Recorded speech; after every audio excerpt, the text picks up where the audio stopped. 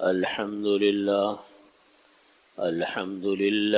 نحمده ونستعينه ونستغفره ونعوذ بالله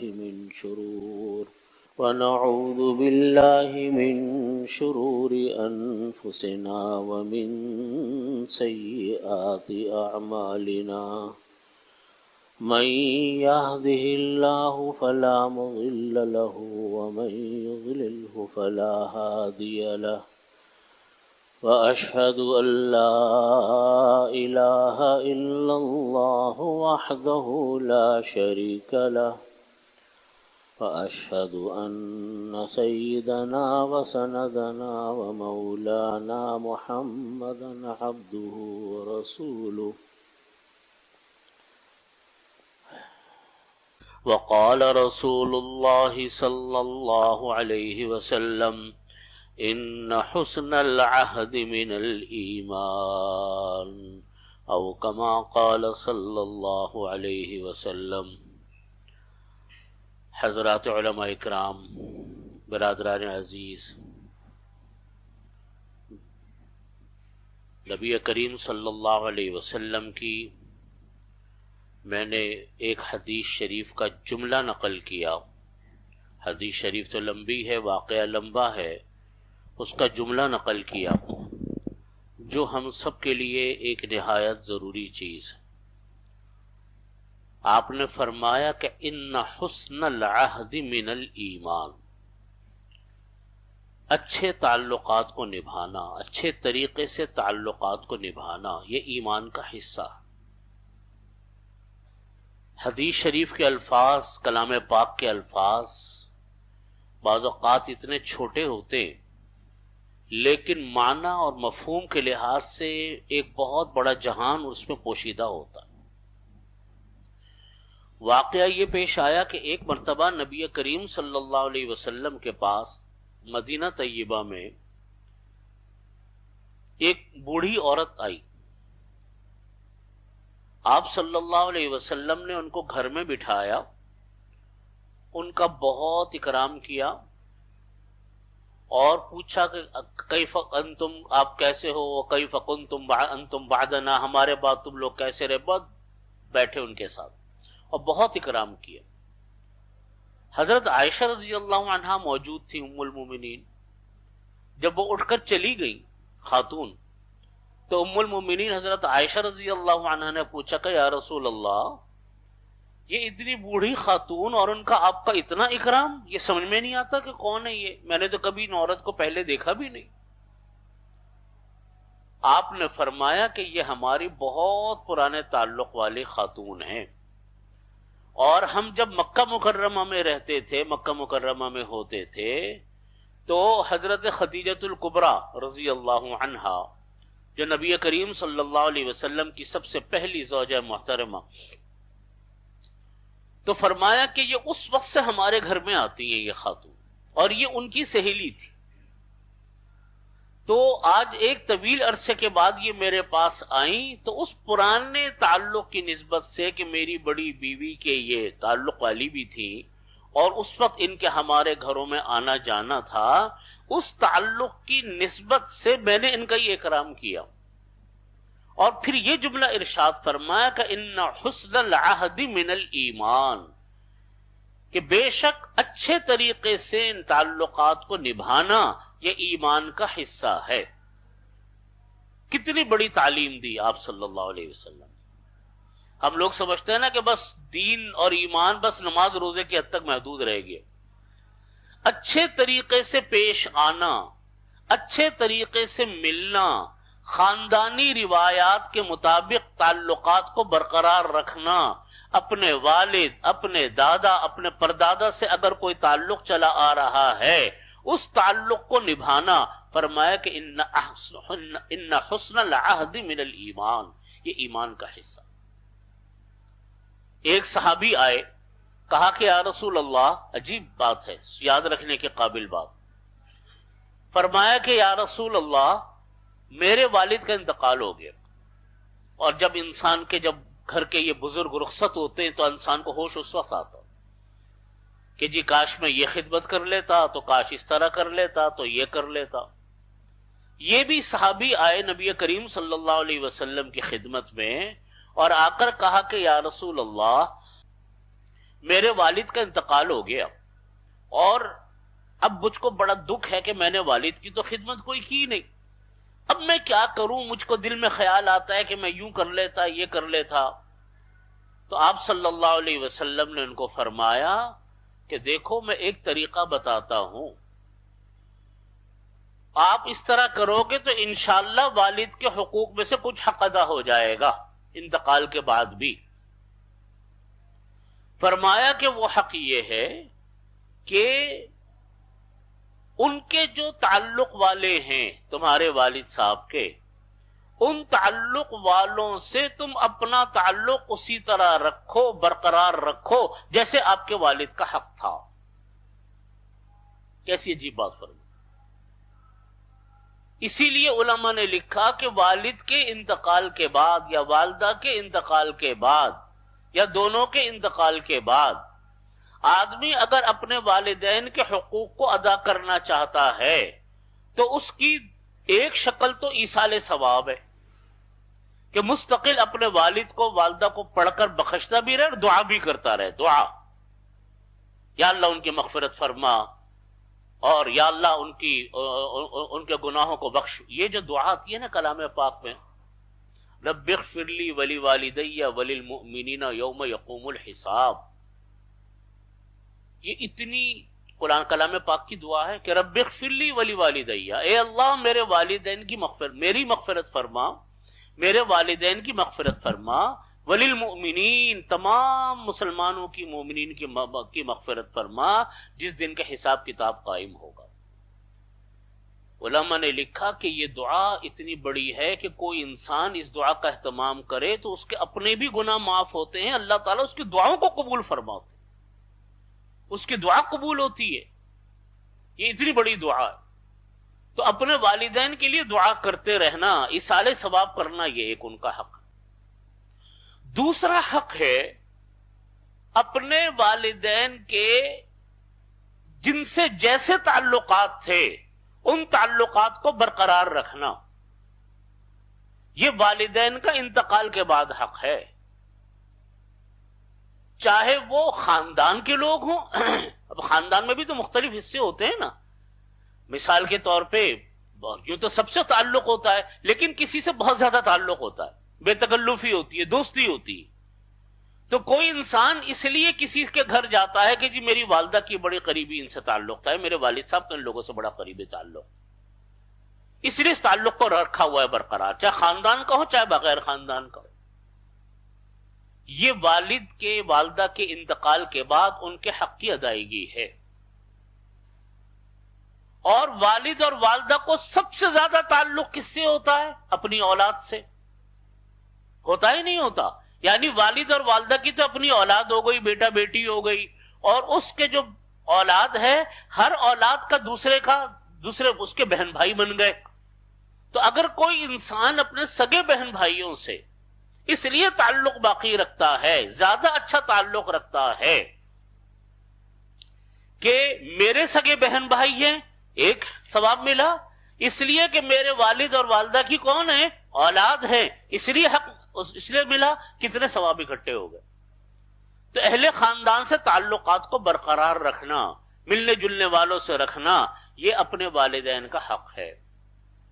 آپ نے دیکھا نا ہمارے ہاں بہت سارے لوگوں کو ہم کہتے ہیں بڑے وزادار لوگ ہیں، بڑے خاندانی اور روایتی لوگ ہیں۔ یہ کون لوگ ہوتے ہیں؟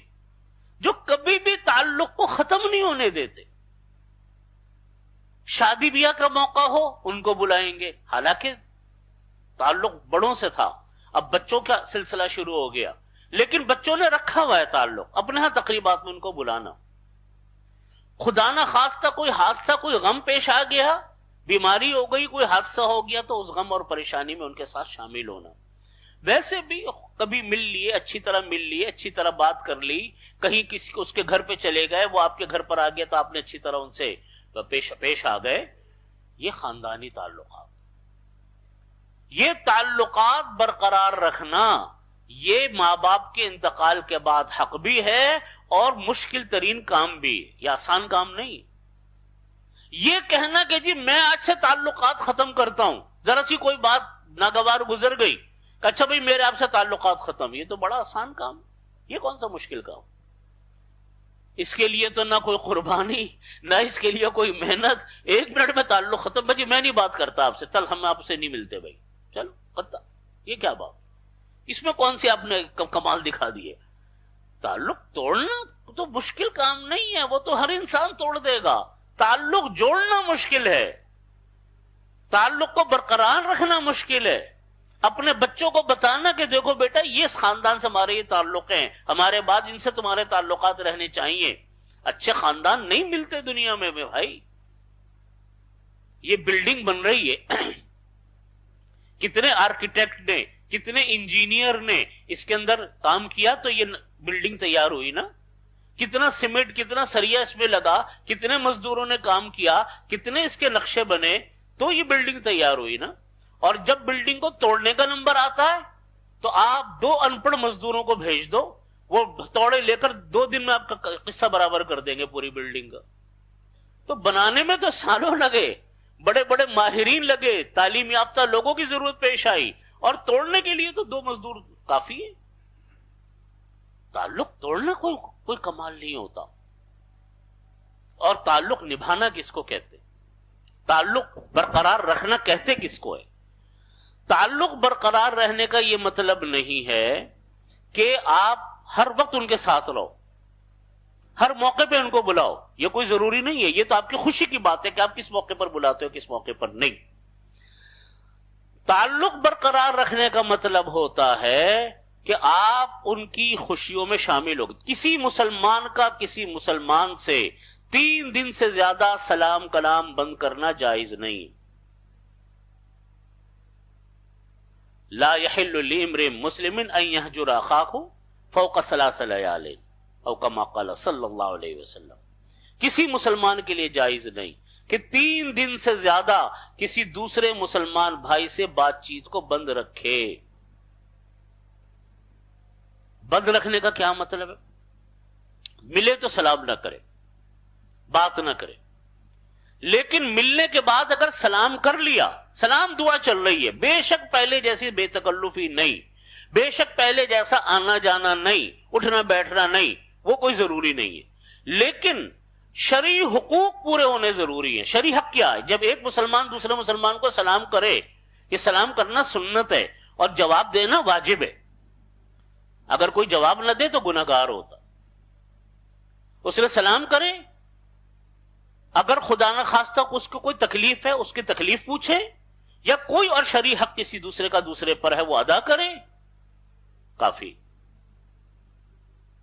بہت زیادہ گھلنا ملنا، بہت زیادہ آنا جانا کوئی ضروری نہیں، لیکن قطع تعلق جس کو کہتے ہیں کہ چھٹ چھٹاؤ، بات چیت بند، آنا جانا بند، شرعی حقوق بند، بیماری میں نہیں پوچھ رہے، غمی میں نہیں پوچھ رہے، خوشیوں میں شامل نہیں ہو رہے، اس کی طرف دیکھ نہیں رہے، اس کو سلام نہیں کر رہے، اس سے بات نہیں کر رہے، یہ مسلمان کا طریقہ نہیں ہے۔ نبی علیہ الصلوۃ والسلام نے اس کو منع فرمایا۔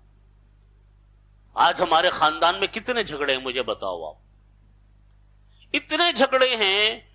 اب ایک تو ہوتے بڑے مسائل خاندانی، خدا نہ خواستہ میراث سے تقسیم نہیں ہوئی، اس کی وجہ سے جھگڑے ہو گئے، یا خدا نہ خواستہ کوئی خاندانوں میں کوئی طلاق ولاق، نعوذ باللہ، اللہ تعالیٰ سب کو بچائے، کوئی مرحلہ پیش آ گیا، چھوٹ چھٹاؤ، وہ تو ایک بڑے مسائل۔ لیکن ہمارے ہاں بہت سارے جھگڑے بچوں جیسی باتوں پر ہو جاتے، جی اس نے ہمیں نہیں بلایا ہم بھی نہیں بلاتے اس کو، قصہ ختم۔ اس نے ہمیں نہیں پوچھا ہم بھی نہیں پوچھیں گے اس کو، وہ ہمارے گھر میں نہیں آیا تو ہم بھی نہیں اس کے گھر میں جائیں گے، ہمارے ہاں فلانی بیماری ہے وہ نہیں آیا ہم بھی نہیں اس کو پوچھنے جائیں گے۔ یہ بچوں جیسی بات ہے۔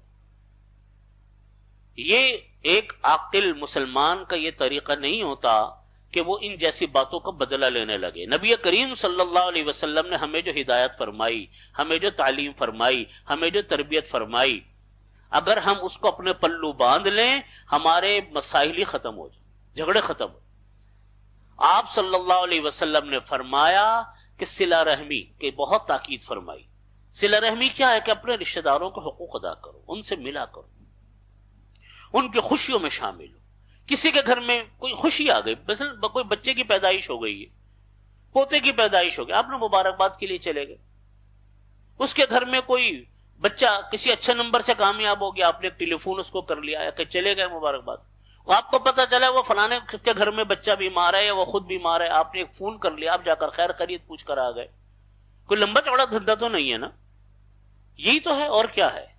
تعلق مل لیے، اچھی طرح مل لیے، اس کو پتا چلے کہ ہاں میں کسی محبت والے سے ملا، کسی اپنے آدمی سے ملا، اچھی طرح مل لی، اور بس. اس سے زیادہ تو شریعت بھی آپ سے مطالبہ نہیں کر رہی. لیکن آپ صلی اللہ علیہ وسلم نے فرمایا کہ صلہ رحم، آپ صلی اللہ علیہ وسلم نے فرمایا کہ لیس الواصل بالمکافی، برابری کرنے والا انسان صلہ رحمی کرنے والا نہیں ہوتا. عجیب بات ہے، دیکھو توجہ کرو آپ بات کی طرف. برابری کرنے والا، صلہ رحمی کرنے والا، یعنی مطلب یہ ہے کہ ایک نے پوچھا تو آپ نے بھی پوچھ لیا، اس نے بلایا تو آپ نے بھی بلا لیا، وہ آپ کے گھر آ گیا تو آپ بھی اس کے گھر چلے گئے، تو برابری چل رہی ہے. آپ نے کون سا تیر مار لیا؟ آپ صلی اللہ علیہ وسلم نے فرمایا کہ وَلَٰكِنَّ الْوَاصِلَ، صلہ رحمی یہ ہے کہ وہ آپ سے قطع تعلق کرے، آپ اس کے ساتھ میل ملاپ رکھو. یہ ہے مشکل کام، یہ ہے قربانی والا کام، جس میں اپنے ضمیر مارنا پڑتا ہے، اپنے دل کو مارنا پڑتا ہے، اور آپ کے بچے بھی آپ کو کہتے ہیں، گھر والے بھی کہتے ہیں کہ آپ یہ کیا کر رہے ہو، وہ تو بلاتا نہیں، وہ تو پوچھتا نہیں، آپ بلا رہے ہو اس کو. تکلیف تو بہت ہوتی ہے، جسم کو تو، دل کو تو بڑا بھاری گزرتا ہے کہ وہ تو بے نیازی کا معاملہ برتتا ہے، اور ہم جو ہے اس کے ساتھ کیا کرتے ہیں، بلا رہے ہیں، تعلق رکھ رہے ہیں. لیکن نبی کریم صلی اللہ علیہ وسلم نے فرمایا کہ یہی صلہ رحمی ہے. لیس الواصل، دیکھو یاد رکھو الفاظ، لیس الواصل بالمکافی، نبی علیہ الصلوۃ والسلام کے الفاظ ہیں کہ برابری کرنے والا صلہ رحمی کرنے والا نہیں ہوتا. فرمایا کہ صلہ رحمی اس کا نام ہے کہ وہ قطع تعلق کرے، آپ اس کے ساتھ صلہ رحمی کرو. یہ معاشرت کے اصول ہیں، رہن سہن کے اصول ہیں. آپ اس پر عمل کرو گے، آپ کے بہت سارے جھگڑے آپ کے ختم ہو جانے. قطع تعلق سے بچو گے آپ، تعلقات کے توڑنے سے بچو گے آپ. یہاں تو ایسے ایسے لوگ ہیں کہ اپنے سگے خون کے رشتے، سگی اولادیں خون کے رشتوں کی، خالہ زاد بھائی، اس کا یہ خالہ زاد بھائی ہے، اس کا وہ خالہ زاد بھائی، دونوں خون کا رشتہ ہو گیا نا، قریبی رشتہ. چچا کے بیٹے، تایاؤں کے اولادیں، ایک دوسرے کو پہچانتے بھی نہیں، ایک ہی ملک میں رہ رہے، یہ نہیں کہ کوئی سات سمندر پار رہ رہا ہو. ایک ایک شہر میں رہنے والے بچے جوان ہو جاتے ہیں، ایک دوسرے کی شکلیں نہیں دیکھی ہوتی، تو کون سی رشتہ داریاں نبھا رہے. کہاں گئی نبی کریم صلی اللہ علیہ وسلم کی اتنے فضائل، اتنی تاکید کہ آپ صلہ رحمی کو اپناؤ، کہاں گئے وہ احکامات؟ یہ ہم لوگ بہت غلطی کا شکار ہیں. ہم یہ دیکھتے رہتے دوسرا پہل کر، یہ بہت آج رواج بڑھ گیا ہمارے یہاں، بہت رواج بڑھ گیا، اور اتنا دل دکھتا ہے کہ میں بیان نہیں کر سکتا. اگر کسی آدمی کو اللہ نے کوئی عہدہ دے دیا یا کوئی دولت دے دی تو وہ تو بالکل ہی اکڑ جاتا ہے، جیسے کلف اکڑتا ہے نا، اس طرح اکڑ جاتا ہے. وہ چاہتے کہ ہر آدمی آ کر مجھ کو پہلے سلام کرے، نہیں تو دیکھ کے منہ پھیر لے. یہ بہت رواج میں دیکھ رہا ہوں. یہ سنت ہے؟ یہ مسلمانوں کے طور طریقے کہ آدمی سے انتظار میں رہے کہ دوسرا مجھ کو سلام کرے؟ نبی کریم صلی اللہ علیہ وسلم نے فرمایا کہ من بدأ بالسلام بریء من الکبر. اللہ اکبر. کہ جو انسان سلام میں پہل کرتا ہے وہ تکبر سے بری ہوتا ہے، تکبر سے نہیں ہوتا اس کے اندر. نبی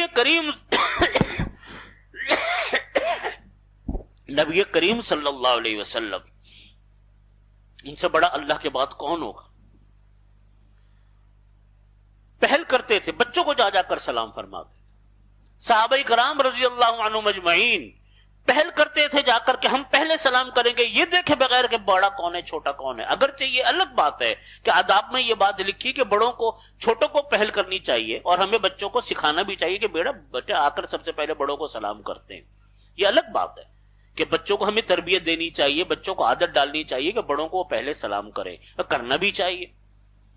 لیکن چونکہ سلام کی فضیلت بہت ہے، اس لیے فرمایا کہ پہل کرو سلام میں.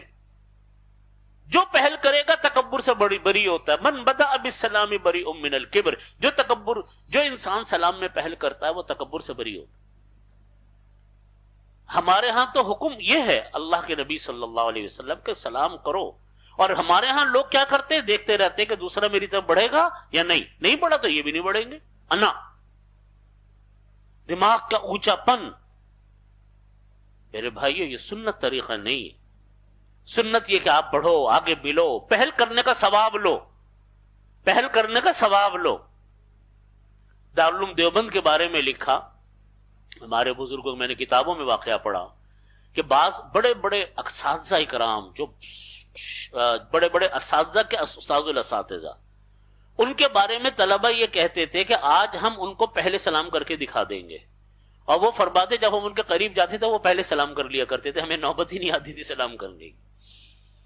اتنی لوگ اہتمام فرماتے سلام کا.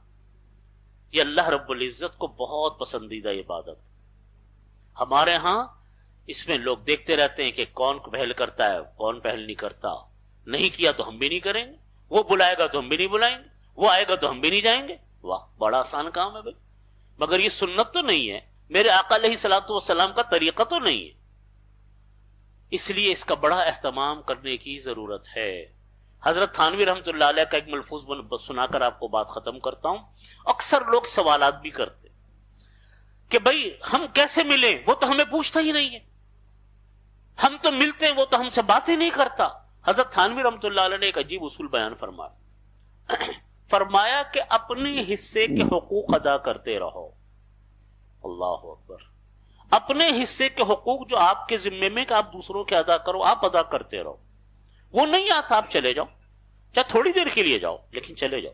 اگر سگی بہن ہے، سگا بھائی ہے، سگا چچا تایا ہے، ان کی اولادیں.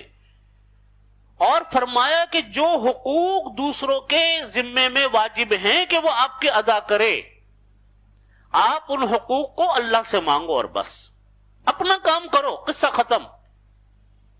آپ اس امید میں کیوں رہتے ہو کہ دوسرا آپ کا حق ادا کرے؟ اپنا حق اللہ سے مانگو، اللہ تعالیٰ دے گا. دوسرا نہیں دے گا تو کوئی بات نہیں. زیادہ سے زیادہ یہ ہوتا ہے کہ انسان کو تکلیف ہوتی ہے، بہت تکلیف ہوتی ہے نا، کہ بھئی دوسرا نہیں پوچھ رہا، آپ پوچھ رہے ہو. دل پہ بڑا شاق گزرتا ہے، تبھی تو اتنا ثواب ہے. یہ دل کی قربانی ہے نا انسان کی. تو اس پہ دو فائدے. ایک، انسان کو صبر کرنے کا اجر ملتا. تکلیف ہوتی ہے نا، تکلیف تو ہوتی ہے، بہت ہوتی ہے، لیکن صبر انسان کرتا ہے، صبر کرنے کا اجر و ثواب ملتا. اس سے انسان خالی نہیں ہوتا. دوسرا، صلہ رحمی کا ثواب ملتا ہے، جو میں نے حدیث نبی علیہ الصلوۃ والسلام کی آپ کو سنائی. بعض لوگ ہوتے ہیں ملتے ہیں، انسان کے مزاج مختلف ہوتے ہیں. آدمی کا بعض لوگوں سے ملنے کا دل نہیں کر رہا ہوتا، ملتے ہیں تو اعتراض کریں گے، شکایت کریں گے، تانے دیں گے. ایک مزاج ہوتا ہے لوگوں کا، اچھی طرح نہیں ملتے. لیکن ان سے بھی ملنا چاہیے. اب ان کی بات سے تکلیف ہوئی نا، صبر کرو، ملو. صلہ رحمی کا بھی ثواب ملے گا، صبر کا بھی ثواب ملے گا. باقی اسی چیز کا نام تعلق ہے. اللہ کے ہاں یہ تعلق نبھانا بہت اجر ثواب کی بات ہے، جس کو میں نے حدیث شریف خطبے میں پڑھی. نبی علیہ الصلوۃ والسلام نے ارشاد فرمایا، ان حسن العہد من الایمان، کہ حسن عہد، اچھے طریقے سے تعلق کو نبھانا، یہ ایمان کا حصہ ہے. آپ جب تکلیف کے ساتھ تعلقات کو چلا رہے ہوتے ہو نا، دوسروں کی طرف سے تکلیفیں آ رہی ہیں، آپ چلا رہے ہو، آپ سے ملنے کو دل نہیں چاہ رہا، آپ کر رہے ہو، فرمایا کہ یہ ایمان کا حصہ. اس کو سوچ کر کرو گے نا، پھر انشاءاللہ ہمیں اور آپ کو تکلیف نہیں ہوگی. جب دل میں یہ بات ہوگی تو اللہ کا حکم ہے، میرے نبی علیہ الصلوۃ والسلام کا فرمان ہے، مجھے اس کے اوپر اجر و ثواب ملتا ہے. خاندانی تعلقات تو بھائی اسی طرح رکھ رکھاؤ سے چلتے ہیں. اللہ تعالی ہمیں اور آپ کو اس کی توفیق عطا فرمائے. وآخر دعوانا الحمدللہ رب العالمین.